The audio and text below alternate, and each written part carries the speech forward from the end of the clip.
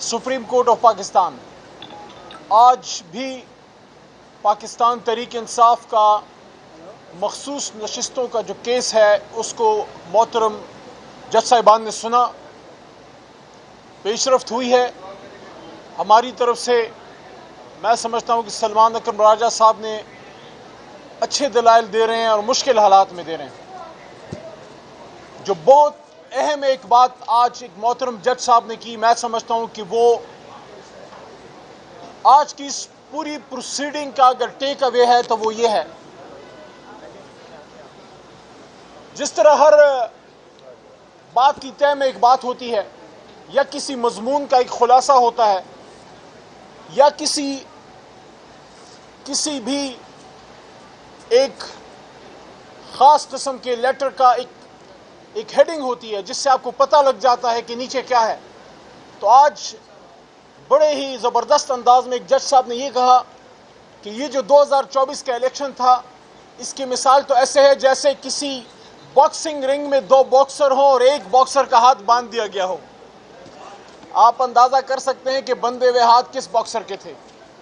لیکن سلام ہے پاکستانی قوم کو، میرے پاکستانیوں، سلام ہے پاکستانی قوم کو کہ پورے نظام نے نہ صرف عمران خان صاحب اور تحریک انصاف کے ہاتھ باندھے، میرے ہاتھ باندھے علی محمد کے، یہ کالا کوٹ جن ہاتھوں میں اس وقت جس بدن پہ یہ کالا کوٹ ہے، یہاں پہ ہتھکڑیاں ڈالی گئیں، ہتھکڑیاں ڈال کے باندھ کے مقابلے میں اتارا گیا۔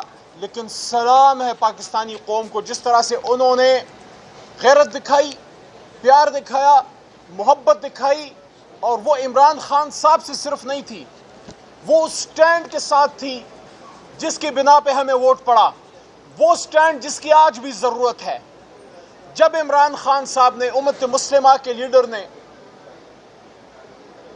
امریکہ جا کے یونائٹڈ نیشنز میں یہ بات کی تھی کہ اینڈ وی ول فائٹ،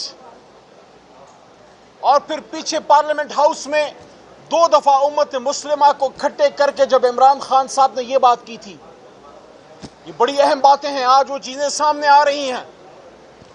جب یہ بات کی تھی امت مسلمہ کو کہ let's make an Islamic block against Israel and against India. That is what former Prime Minister Imran Khan, as the Prime Minister of Pakistan, said in front of the Ummat Muslimah, that let's make an Islamic bloc for the cause of Palestine and for the cause of Kashmir against Israel and against India.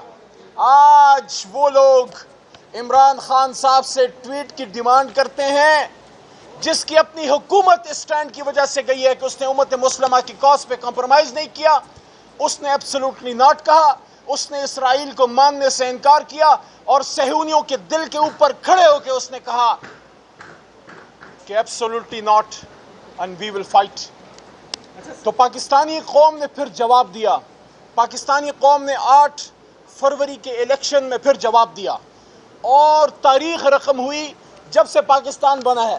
جب سے سن 46 کا election ہوا پاکستان بننے سے پہلے، سن 37 کا election ہوا 1937 میں جب کانگریس وزارتیں بنی تھی، اس زمانے سے لے کے 2024 کے 8 فروری کے الیکشن تک صرف پاکستان نہیں، بر صغیر پاک و ہند کا جو مشترکہ جو ہماری تاریخ ہے، کبھی ایسا نہیں ہوا کہ کسی سیاسی جماعت سے اس کا الیکشن سمبل ہی چھین لیا جائے۔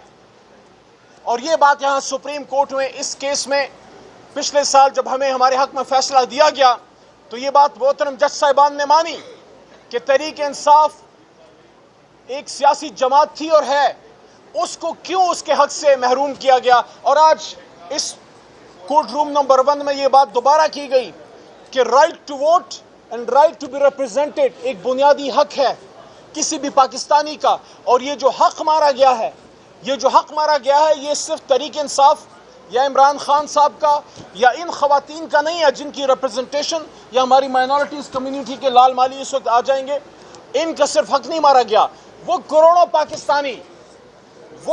پاکستانی جن کو عمران خان کی آنکھوں میں وہ لیڈر نظر آتا ہے جو ان کا دفاع کرے گا، جو ملک کا دفاع کرے گا، جو پاکستان کے نظریاتی اساس کا دفاع کرے گا، جو کھڑا ہو کے بات کرے گا، جو تن کے اسلامک امہ کو ڈیفینڈ کرے گا، انہوں نے اس کو ووٹ کیا، جس کی بنا پہ ان کا حق اکریو ہوا کہ ان کو اب وہ سیٹیں دی جائیں۔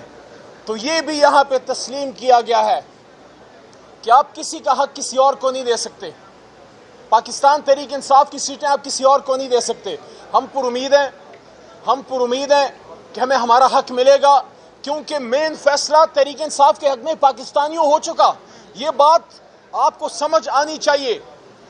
جو لوگ وکالت یا قانون اتنا نہیں بھی سمجھتے، آپ کے خاندان میں کوئی نہ کوئی بندہ عدالت میں ضرور گیا ہوگا، اس سے پوچھ لیں کہ جب مین فیصلہ آپ کے حق میں ہو جائے اور پھر اپیل نہ ہو بلکہ ریویو ہو، ریویو میں بڑا فیصلہ تبدیل نہیں ہوتا، تھوڑا بہت اگر قانونی سقم ہو وہ تبدیل ہو سکتا ہے. اور اس پہ آج ہمارے وکلاء حضرات نے، خاص کر سلمان صاحب نے قانونی نظائر پیش کیے، بلکہ پاکستان کے ایک بہت ہی عظیم الشان سابق چیف جسٹس کارنیلیس صاحب کا ایک فیصلہ وہاں پہ نقل کیا اور محترم جج صاحب کے سامنے، پینل کے سامنے سنایا کہ تب آپ ریویو میں اوریجنل فیصلہ چینج کر سکتے ہیں کسی حد تک، اگر یہ ثابت ہو جائے کہ کسی کا بہت بڑا کسی کا حق پہ ڈاکہ پڑا ہے یا بہت زیادہ کوئی قانون کے خلاف کچھ ہوا ہے. ایسا تو کچھ نہیں ہوا، بلکہ اس بینچ نے خود مانا تھا جب ہمارے حق میں فیصلہ ہوا تھا کہ تحریک انصاف کا حق تھا یہ، اور ڈائریکٹ حکم دیا گیا کہ 39 کو تو فوری آپ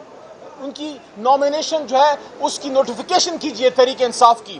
ہم سوال رکھتے ہیں کہ وہ فیصلہ جس طرح آج محترم ہمارے ایک اور سینئر وکیل محترم حامد خان صاحب نے یہ بات کی کہ 1 سال سے کیس پینڈنگ تھا، اب بڑی جلدی میں چل رہا ہے، تو وہ جو 39 کا فیصلہ یہ سپریم کورٹ کر چکی ہے، ان کی ابھی تک نوٹیفیکیشن خواتین کی کیوں نہیں ہوئی؟ اور اس کے ساتھ ساتھ آخر میں دوبارہ ہم یہ کہنا چاہتے ہیں کہ یہ تحریک انصاف کا حق ہے، تحریک انصاف کو اس کا یہ حق ملنا چاہیے. ریویو پٹیشن میں کبھی بھی بڑا فیصلہ، اوریجنل فیصلہ جو ہے وہ چینج نہیں ہوتا. تحریک انصاف کا حق مارا گیا، تحریک انصاف کی خواتین کا حق مارا گیا، مارجنلائزڈ کمیونٹی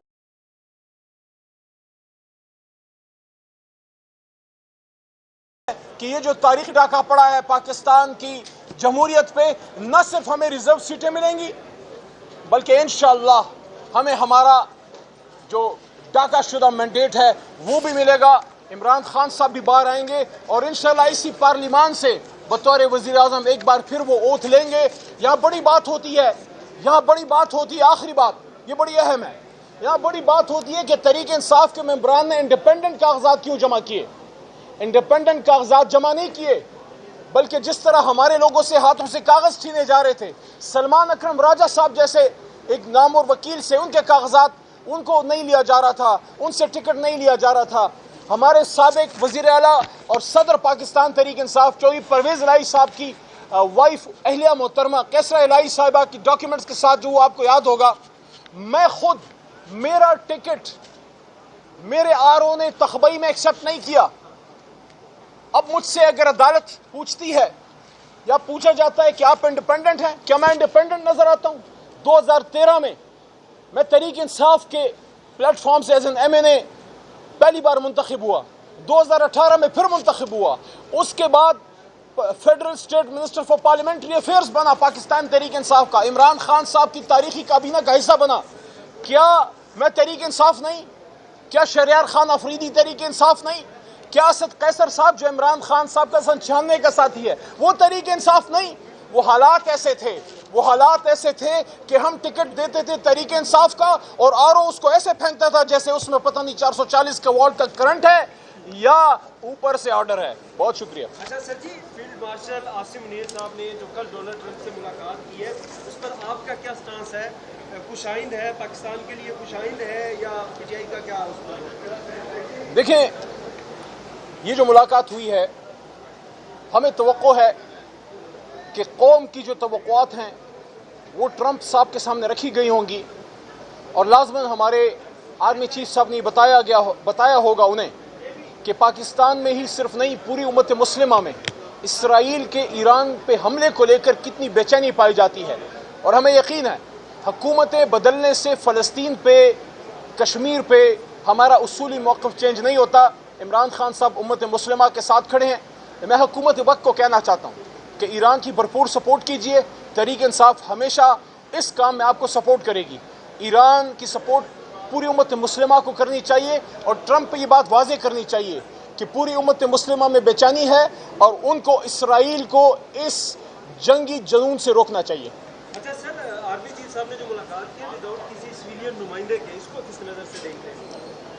یہ شہباز شریف صاحب کو ان کا نتیجہ مل گیا ہے کہ دنیا آپ کو کس نظر سے دیکھتی ہے. اس لیے تو کہتے ہیں کہ فارم 47 نہیں، فارم 45.